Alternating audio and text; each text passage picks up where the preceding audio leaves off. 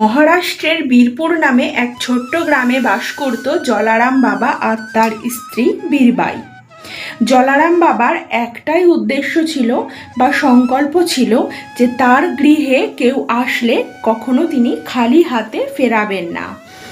অনেক মানুষ তার দ্বারে আসতো ভিক্ষা চাইতে, কেউ চাইতো অন্ন, কেউ চাইতো রুটি, আবার কেউ বস্ত্র। তিনি তার সাধ্যমতো সবাইকে ভিক্ষা দিতেন। একদিন ভগবান তার মন পরীক্ষা করতে চাইলেন। শ্রীরাম নিজের রূপ পরিবর্তন করলেন, এক সন্ন্যাসীর রূপ ধারণ করলেন, আর তিনি জলারাম বাবার দ্বারে পৌঁছালেন। সেখানে গিয়ে তিনি ভিক্ষা চাইলেন আর বললেন যে অন্ন কিংবা বস্ত্র নয়, আমি তোমার ধর্মপত্নীকেই চাই। তখন তো জলারাম বাবা প্রচণ্ড অবাক হলেন এবং তিনি কান্নায় ভেঙে পড়লেন। গ্রামবাসীরা ছিছি করতে লাগলো যে এ কেমন সাধু, ভিক্ষা না চেয়ে কারোর ধর্মপত্নীকে চাইছে।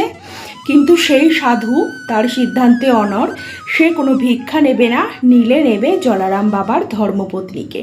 তখন বীরবাই নিজে এগিয়ে আসলেন তার স্বামীর কাছে, বললেন যে আমি এই সাধুর সেবায় লাগি, তো আপনি কান্না করবেন না, আমাকে হাসি মুখে দান করে দিন। তারপর বুকে পাথর চেপে চোখের জল সাধুর পায়ে ফেলতে ফেলতে জলারাম বাবা তার ধর্মপত্নীকে সাধুর নিকটে দান করলেন। তারপর সেই সাধু আর বীরবাই চলল জঙ্গলের পথে, আর সেখানেই শুরু হলো আসল কাহিনী।